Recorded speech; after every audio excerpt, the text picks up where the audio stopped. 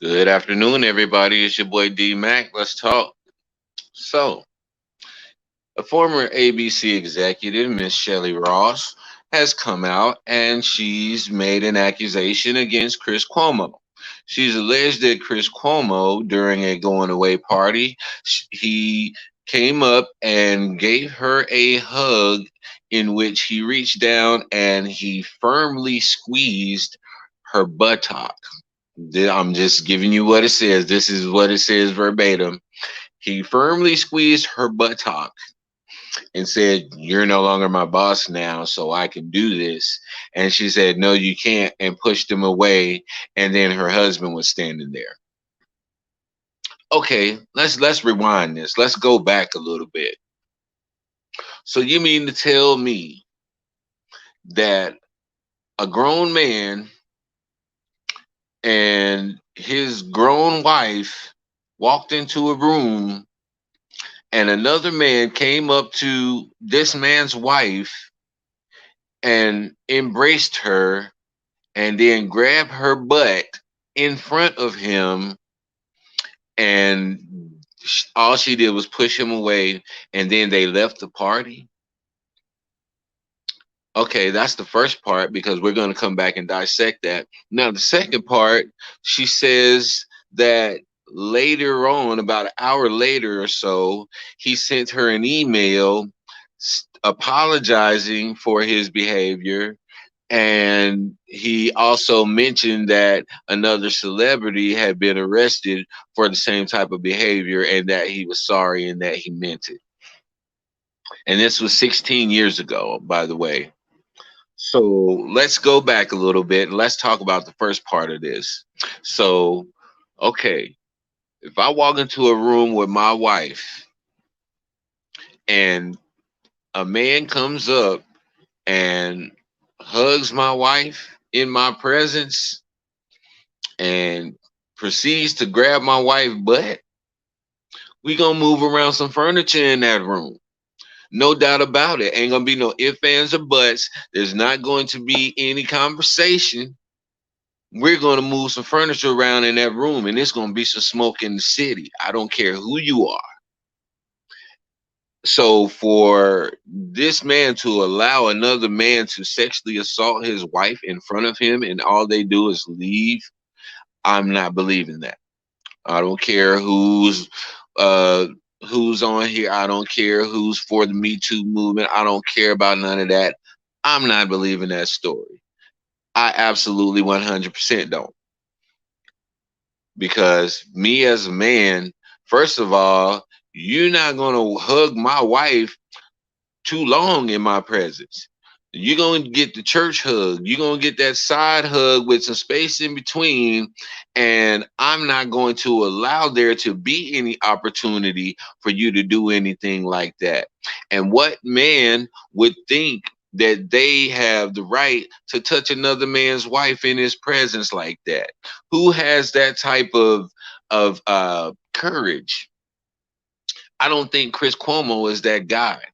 I don't think he's the type of guy who will chance getting beat down for touching another woman in her husband's presence.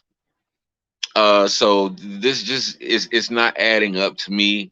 I feel like it's an attack on him, because why would she bring it up 16 years later? If they've already discussed it, if he sent the email and they've already discussed it and apparently it was done and over with, why now all of a sudden, after his brother Andrew Cuomo, who's the former governor of New York, why now, after he's been Me Too'd, all of a sudden she wants to come out and she wants to write about what happened 16 years ago with Chris Cuomo? I'm not believing this story. And it's amazing to me that most of these Me Too stories come from double digit years ago. These women are not, um, they're not following their own guidelines and not guidelines. What am I thinking about? I'm going to say it like this. I don't believe it.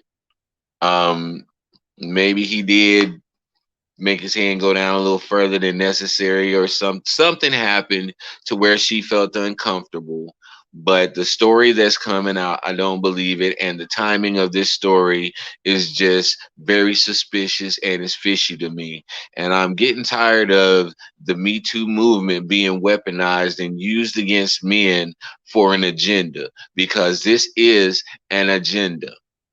Is very, very obvious to anybody who has a couple of brain cells. You see the timing and the agenda that's taking place. They want to get rid of the Cuomo brothers.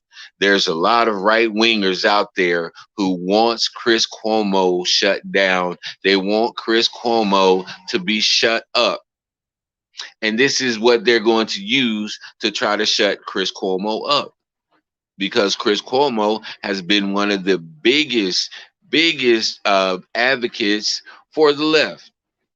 We all know this, and if you watch the show, then you know very well what I'm talking about. And so they've been looking and searching for a way to get rid of Chris Cuomo, and this is the way that they're going to try to go about doing it. But I have this to say about that: if they never got rid of Tucker Carlson for Tucker Carlson's his alleged harassment, not only harassment, but he also had some allegations against him as well. And so if they're not going to hold him accountable and try to get rid of him, then why would they use that same energy towards Chris Cuomo? So it's not a thing where it's a justice thing. They're not looking for justice, because if they were looking for justice, then it wouldn't matter what type of politics that person was in, and it wouldn't matter what that person's position or role was. You committed a crime. You committed a crime against a woman. You've invaded her space and you violated her body, and you must be held accountable for that. So if that's not the case, and if they're just doing it on the condition of who they want to shut down, then that means that the Me Too movement is weaponized exactly like I said it was, and it's being used to shut down men that people have a problem with in the industry. This is their new thing now. The Me Too movement has gone out, and the Me Too movement is like a gun. It's exactly like a gun. This is the greatest analogy I could come up with, because a gun can save a life and a gun can take a life. The Me Too movement can save a life and the Me Too movement can take a life. All depends on who's behind the trigger. So who's behind the trigger of the Me Too movement right now? This is what we need to get to the top of. Who's heading the Me Too movement, and what is their agenda, and what is their purpose? Because I'm telling you right now, a lot of these stories are shaky. They're very shaky at best, and they hold no ground.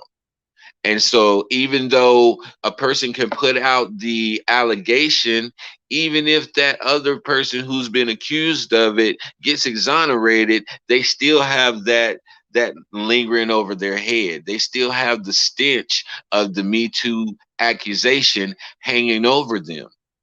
And so we have to become active in dispelling the myths and finding what's true and acknowledging it for what it is. Because if we continue to jump at every single accusation and allegation, then we're going to be running around like chickens with our heads cut off, because people feel empowered to be able to use that to try to put somebody in their place, or to try to use it to manipulate somebody to get them to change their message and what they've been saying. So now that we've established this, the Me Too movement is losing credibility every single time they come out with these flimsy stories. And I want people to get this because it's going to be a reckoning that's going to come one day behind this Me Too movement and how it's being improperly used to try and demonize and to try to destroy people's lives. And so when that comes out, your boy D Mac is just gonna sit back and I'm not gonna say anything. I'm gonna let everybody else come to the same deduction that I've come to now.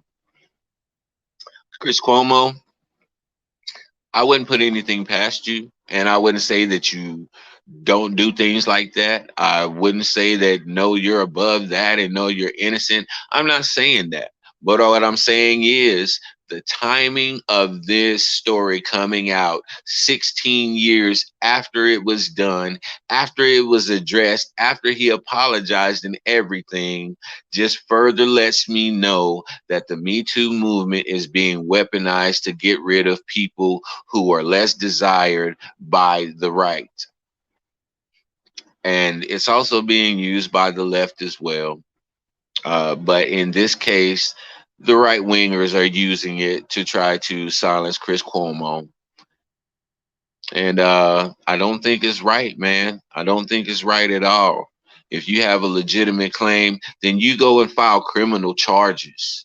That's what real regular people do whenever they've been sexually assaulted and violated.